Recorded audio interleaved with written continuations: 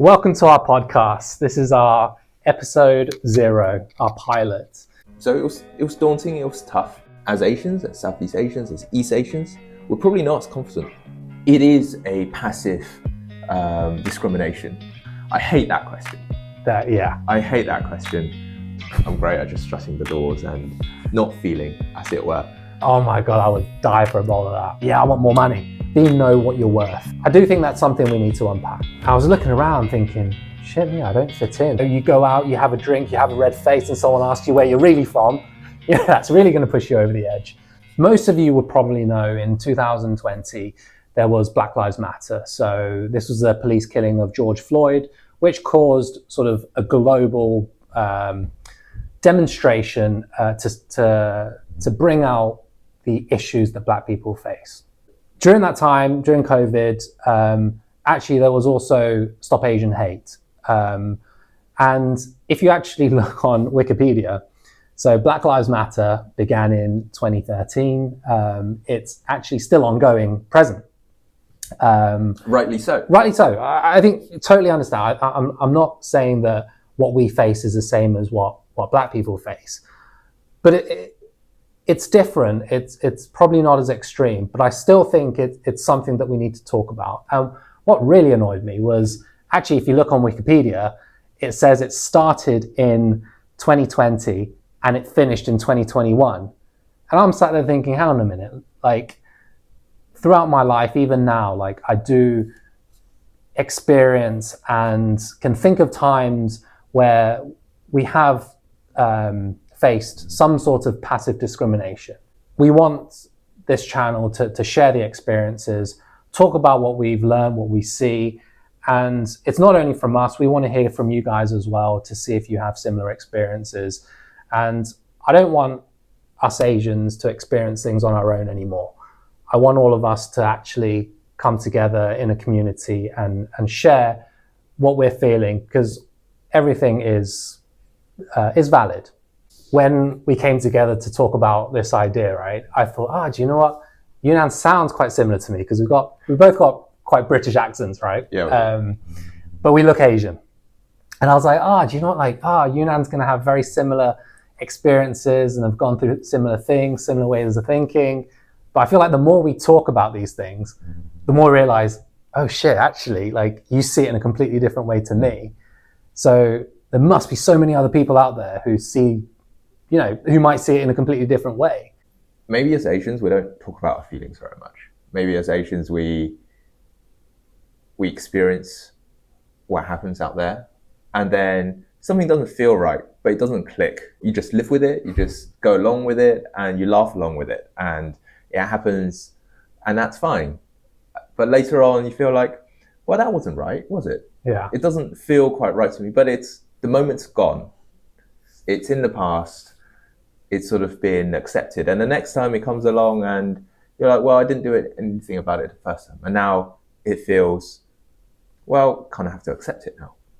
But even like understanding where it came from as well, right? Because my parents might have taught me, do you know what? You go to school, work hard, just keep your head down. And that's sort of been like drilled into us as Asians. We need to work hard, like do our best at everything. If something's like not quite right, it's all right. Like that's the way the world is. And we should just suck it up. But actually, like, I've had enough of sucking it up. Don't take that the wrong way. But like, which is why like we need to talk about these things. So, okay, I guess now that we've spoken about sort of why we're here, hopefully you guys have a better understanding on the stuff that we want to talk about. So what are a few of the topics that we're going to cover? Because we're going to cover a number of topics. We have a list, but the more we talk about it, the wider the scope can be. Like you talk about one thing, it goes to another. So we're going to give a few examples, and hopefully that will spark further conversations into other topics. And again, if you guys have any suggestions, put them in the comments below, and we'll hopefully address those. And maybe Yunnan, start off with some topics. Right. Okay. I think the first one we had was a shared experience, really, both Vincent and I, is just talking about schooling. I came I came to the UK age 9, so I came straight into year 5, not knowing any English, not knowing anything about the culture. So that was already a big impact. But just, it was a whole new environment. So it was daunting, it was tough. But I think one of the things we sort of, both Vincent and I spotted, and that was the similarity, was in the UK here, you go to school, you either bring a packed lunch or you buy some lunch at school. And so being Asians, our parents would love us and prepare, heartwarmingly nice packed lunches for us to go to school. But what they don't realize, because they never grew up here, is that these packed lunches would often be not the norm. It would often be what sets us apart from being integrated in the crowd. And whilst we should be proud of our history and heritage, for an 8, 9, 10, 11, 12-year-old kid, and all you have around you is white kids, it's quite difficult to sort of hold on to that, to say, no, this is my heritage and I'm going to love it, I'm going to eat it, and I'm going to eat it with pride. When every so often it became a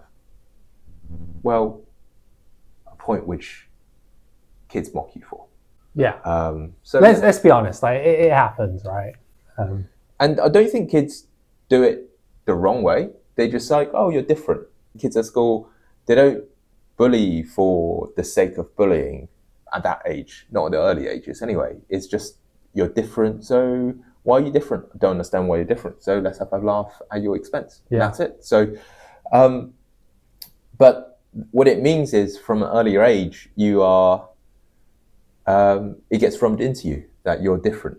I remember I had a little karopi box with my mum made me a bento box, basically rice with some sides, like a little karopi box. My sister had a Hello Kitty one, I remember, and I'd take it to school and I'd be so embarrassed because I'm like, everyone else is eating sandwiches, Walker's crisps, and a chocolate bar, or like a tangerine. I'm like, I want that white boy food. Yeah. But then actually, now as I'm older, I'm like, shit me, I'm looking for lunch now in the corporate world. I go to M&S. I'm like, I don't want to eat these cold sandwiches. I would love the food. I would like a warm meal. Yes, I would love the food your mum made. A bowl of noodles or a plate of rice. And having worked in Asia, oh my God, if you had the cha siu cao dan, fan, that's Cantonese. Okay. Yeah, it's all right. I get it. But oh my God, I would die for a bowl of that. But then when I was at school, I was like, do you know what? I want the free lunch boxes that basically the less well-off kids get. I'm like, I want one of those because it's a sandwich. But now, thinking about it, it's just I should have been proud of my bento box and the effort that went into that. Let's move on. We will discuss this topic in a future video, but let's move on to the next one. So as we grow up, you grow up from school, you go to uni, and then you enter the workplace. So the next one we want to talk about was about corporate workplaces. And there is so much in this topic to talk about. From there'll be a fair few episodes on this. Yeah, you can be sure about that. So one of the things we thought we'd pick up was not glass ceilings, but just around confidence, and how as Asians, as Southeast Asians, as East Asians, we're probably not as confident as many of our colleagues who grew up here. And sometimes, I don't know, Vincent, but me, I try to put on an air of confidence. And when I do, sometimes it's a fake air of confidence. I'm not actually that confident inside. I'm just trying to make myself bigger. I'm trying to be more confident and grabbing the opportunities that come, because if I don't, they won't be there anymore. They won't be for me. So, what about you? No, I think definitely confidence. As I was saying before, our parents kind of teach us, do you know what, you need to work hard, keep your head down. And I think that sticks with you into the corporate world as well. I think an example, I've never felt the need, or maybe felt that I could ask for more of a pay rise. But there was another colleague who came in, literally 6 months, he had a pay review and it was like, yeah, I want more money. I was like, dude, how do you find the confidence in doing that? And like, I wouldn't even know how to start the conversation. And I know like a lot of like people that I speak with, they're like, yeah, how do you ask for it? And I always give the answer, well, I've never had to. I don't think I felt like I had to. But even now, I'm thinking, yeah, how would I do that? And I think that goes to the confidence. It's being know what you're worth and asking for that. I feel like a lot of confidence comes with people socializing, right? So like, you know, after work, they'll go to the pub, let's get a pint and all that. Typical British culture, which is fine, which is all in good. But what kind of some Caucasians don't get is actually a lot of Asians get Asian flush. Actually, I wonder what proportion get Asian flush. I know I do. Yeah, I do too. So this is like 100% out of all of us. Small sample size. So this is, but in this room, it's 100% of people that do get Asian flush.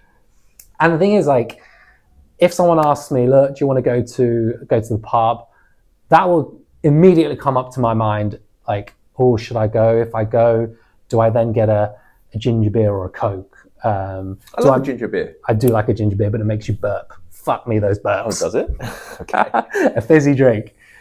But you immediately have to think, you know, like, what excuse do I give? Like, I'm driving, I've got dinner plans later, whatever. And also, like, I know some Asians, like some people from north of China, they're like heavyweights with Mao Tais. But me, ain't no heavyweight. I can sniff alcohol and get drunk.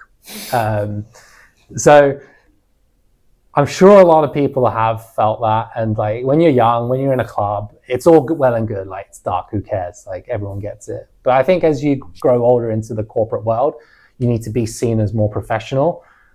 I think having a tomato face isn't the most professional. But I do think that's something we need to unpack. Maybe it's a therapy session that I need rather than a podcast. Maybe this can turn into a therapy session. Okay. For all of us.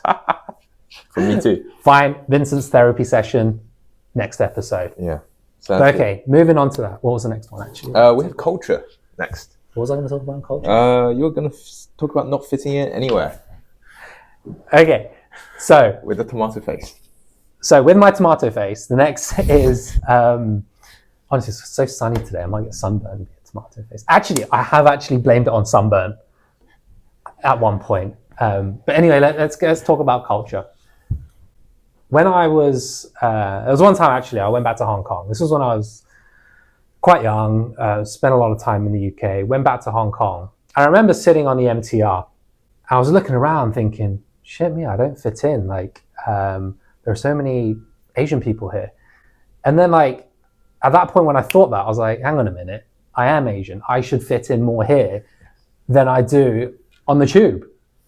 And it was at that point where I realized how sort of whitewashed I was, and how actually in neither situation in London or in Hong Kong that I fit in. And this is not only on the tube, this is sort of in culture as well, because Yunan, you've faced sort of similar things. Yeah, I felt exactly the same. I've done periods of work in Hong Kong as well, and there's a language barrier. I speak Mandarin, not Cantonese, not well anyway. And then there's a language barrier there, which doesn't help things. You look at home in mainland China, in Hong Kong, but I'm not that comfortable speaking Mandarin. And in Hong Kong, if you speak Mandarin, well, people see you one way. If you speak English and hang out with some white people around you, people see you a different way. And having experienced that, the sort of the two sides and the two extremities of how people can view you in one place, yeah, it's quite actually quite daunting, to be honest. Because you actually have a very powerful story. Like, I really want you to share that. Maybe not in this episode, but for future episodes to come, where in the same day, in the same country, you've experienced two extremes of positive and negative discrimination, depending on who you're with.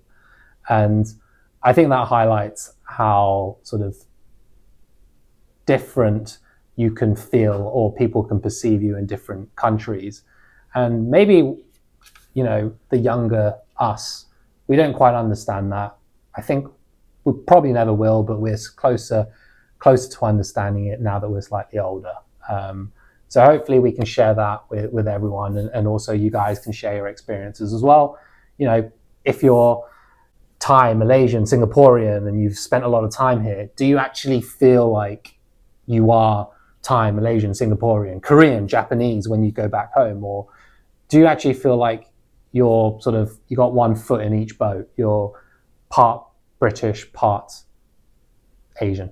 And to that is, you get a lot of envy as someone who has a foot in each boat. But at the same time, if you come back to tell those people, well, it's a blessing and a curse at the same time, then, and you explain it, people are like, well, you just don't know where you're blessed, and you just don't realize it. But actually, is it all a blessing? I think we should see it as a blessing, because let's say you take one person that's just born and bred here in the UK, all they know is the Western culture. And then you get someone who born bred in, let's say, China, that's all they know. They find it quite difficult to understand the other side. But the power in what we have, I think, is we actually understand both quite well, probably like 80%, not fully there. But I think, especially in the corporate world, that should be seen as a positive. Do you know, I was on holiday last week, which is why we delayed recording this, so sorry, Vincent. But I was on holiday last week, and they kept asking me, where are you from? Where are you from? I hate that question. I hate that question. I don't want to give them my life story. What do you say then if people say? I say, I'm from London. They ask me, where are you from? I'm from London. And then the obvious next question is, no, where are you really from? No, I'm from London. Really from London. I've been here so many years of my life, without giving my age away. I've been here so many years of my life. I've grown up here. English is my first language. It's the language I know the best. It's the only place I really know how to work. And it's where I've come to school, been at school for so many years as well. So, but then the inevitable question is, where are you originally from? Right? And it's like, oh, I'm from China. And then out pops, Ni hao. Exactly. Exactly. And the second one, 谢谢. Right? Yeah. It all comes, and it's just, look, I told you from London, my English is great. Why don't we just speak in English? I'm fine with that. If I wanted to talk to you in Chinese, I would have told you. But for me, telling you from London, that should be good enough for you. And that is, it's almost like it is a passive discrimination, because we don't look white, you can't be from London. You must be from somewhere else. Like Vincent, you were born here. Yeah. Like that challenge to you would be, for you must be worse. Well, the thing is, I have like standard scripted answer. So it's, well, I was born and I grew up in London, but my parents are originally from Hong Kong. Yeah. And that, because you sort of like, when they ask you where you're from, like, you know what they're asking. So I'm just like, do you know what? I'm just going to give you everything. This is what you're actually asking. But I think like what some people don't get is every time that someone asks that and I give that answer, it's not a sort of completely neutral or positive feeling for me to give that answer. I think, as you said, it's like there is that slight negative feeling of, well, why are you asking me this? And that slight doubt and that slight question. And it's again, not something that, you know, one person asked me where I'm from, that I suddenly need to go see a therapist and need to talk about this, but it all adds up. So, you know, you go out, you have a drink, you have a red face, and someone asks you where you're really from. Yeah, that's really going to push you over the edge. But I feel like why we're talking about this is because all those little things, they do add up. And having this platform to share it, talk about it, know that we're not alone, hopefully we'll be like, do you know what? That guy asked me, but we all experience it. It's not, you slowly get away that negative feeling. That's what I really want for everyone. Yeah, definitely agreed. I think talking about it is better than sitting in silence and just stewing over it. Yeah. And I'm great at hiding and running away from my feelings. I'm great at just shutting the doors and not feeling, as it were. But when Vincent offered me the opportunity to come and talk about this, I thought, yeah, why not? It's great to talk about it as well. I think we have to. This is our time. I think it's something that we need to do. And I think what we want to do, I think we share the passion now, is we want to bring you guys along with the journey. We want to learn as much as we can. We want to share as much as we can. And we want to do that with all of you. So I hope you guys have a good idea, well, at least a little bit of idea of what this podcast is about, the things that we want to talk about. And if anyone has any suggestions, any topics they want to cover, want to come on this podcast and share your experiences, please let us know, put it in the comments. And yeah, we'll be happy to see and speak to you more in the future. Thank you. Thank you. See you soon.